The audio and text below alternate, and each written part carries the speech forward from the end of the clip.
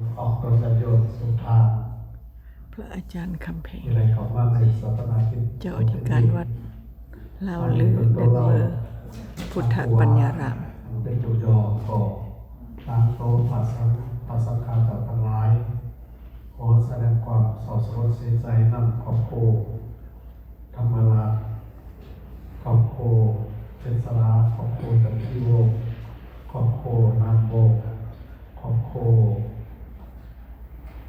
ชยาโวแล้วก็ขอบโคลาวสว่างขอบโคอย่างไรขอบโคจำไหนครับก็ทุกโคเนี่ยขออนุญาตเลยก็ไว้อย่างนี้แล้วกลัวก็แรงความเสียใจนำร้ายการเกิดเหตุเจ็บตายเนี่ยก็มีไปติดเด็ดปนไปไหลเป็นธรรมดาของคนอะไรโลกมันทำยาปอไปนอธรรมดานี่ก็อายุก็80 ปี90 ปีเนาะอายุเด็กๆก็10 ปีเป็น90 ปีกว่าธรรมเทศนาโดยพระอาจารย์เจ้ากุอาคำแพง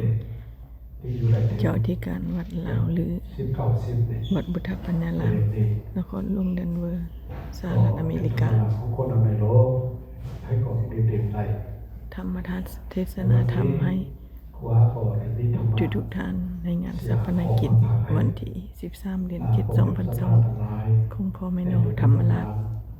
เอามือวางลงสบายก็ได้นะทำเป็นโยมก็ได้นะสบายพักไปก็ได้เข้ามาเหมือนนี้ที่มีอยู่หาคอหนึ่งเข้ามาเบอร์บอกเป็นยากันสองความประกาศว่าเพิ่มความกตัญญูกตเวทีสามบอกว่าผมมีพระคุณของเฮาสีมาบอกกล่าวว่าเป็นเบอร์กำจนพระพุทธศาสนา5เพื่อรักษาวัฒนธรรมของเฮามีอยู่5 ข้อวันนี้ที่มาผ่านอื่นหรือว่าเป็นกติเป็นใจให้ผมศรัทธาทั้งหลายข้อที่หนึ่งคือว่าเราบอกว่าแสดงเป็นญาติเป็นญาติพี่น้องญาติมันมีอยู่3 ใหญ่คือว่าโยมใหญ่ยืดใหญ่โป่งใหญ่มีอยู่3 อย่างนะญาติมันมีอยู่3 ใหญ่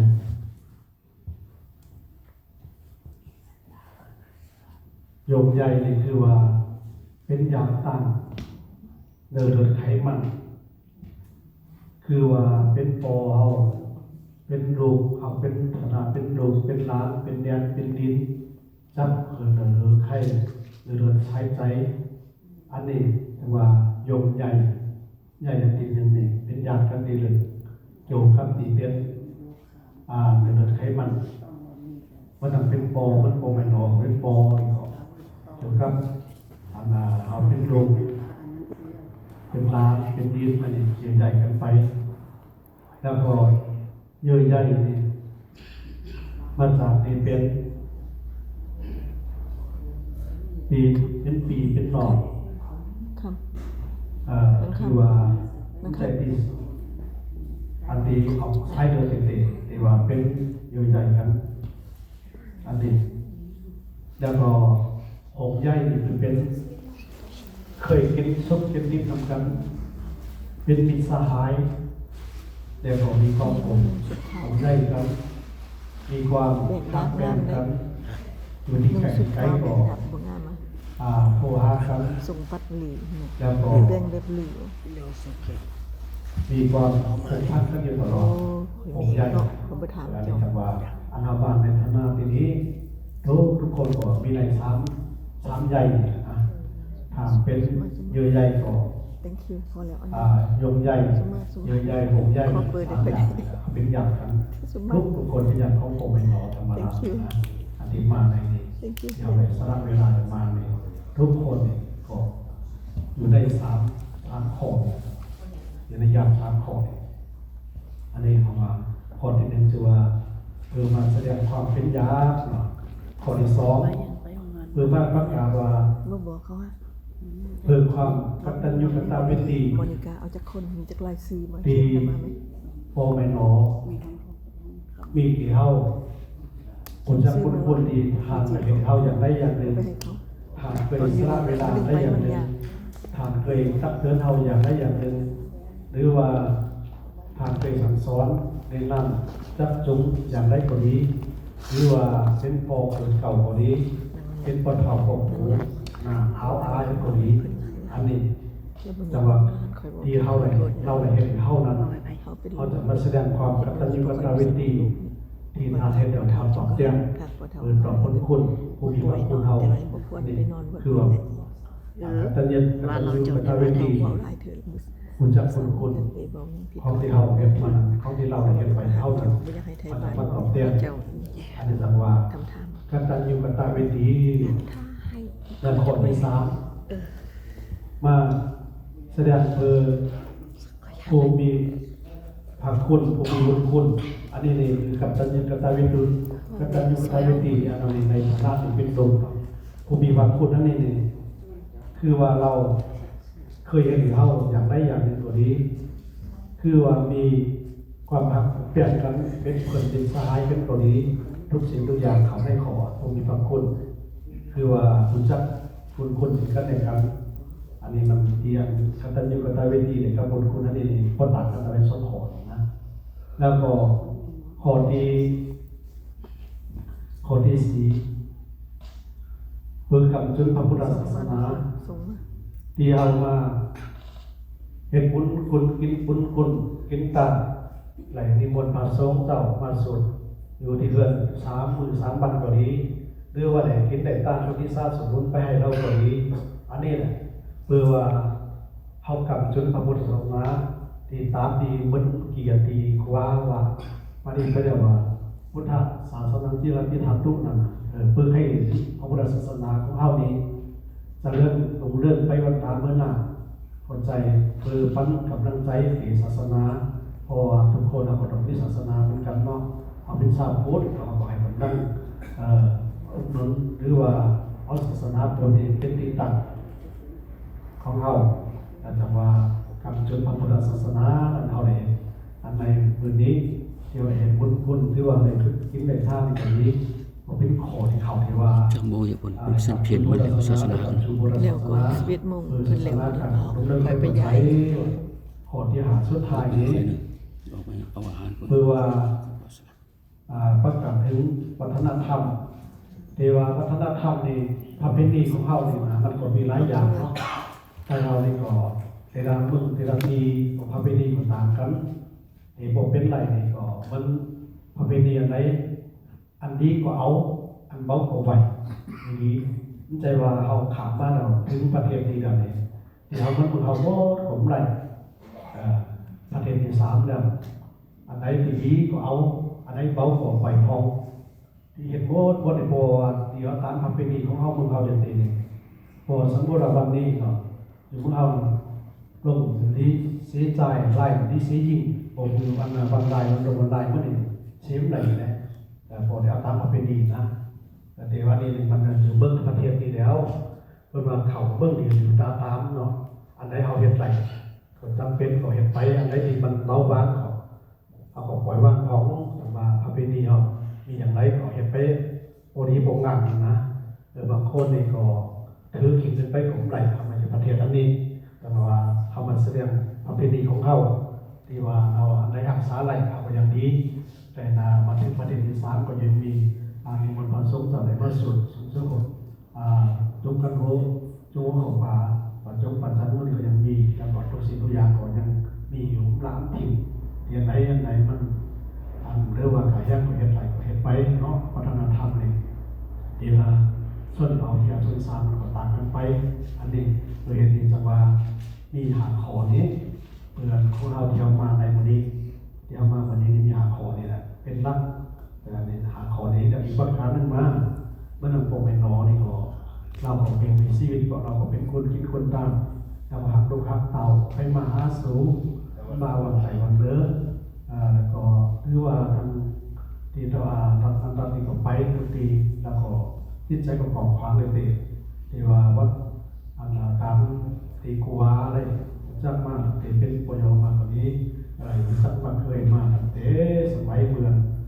สร้างความที่ผ่านมานี่แต่หันเก่งก็มีคนที่คุณจักเป็นศาสนาคุณจักวัฒนธรรมความเป็นดีแล้วก็คุณจักหักของร้านจิตใจของความด้วยตลอดเนี่ยฝากนั่นคือจิตใจกว่ามีเงินตาทำอยู่ตลอดที่หามันเราประหยัดนะอันนี้ตามที่กลัวที่บอก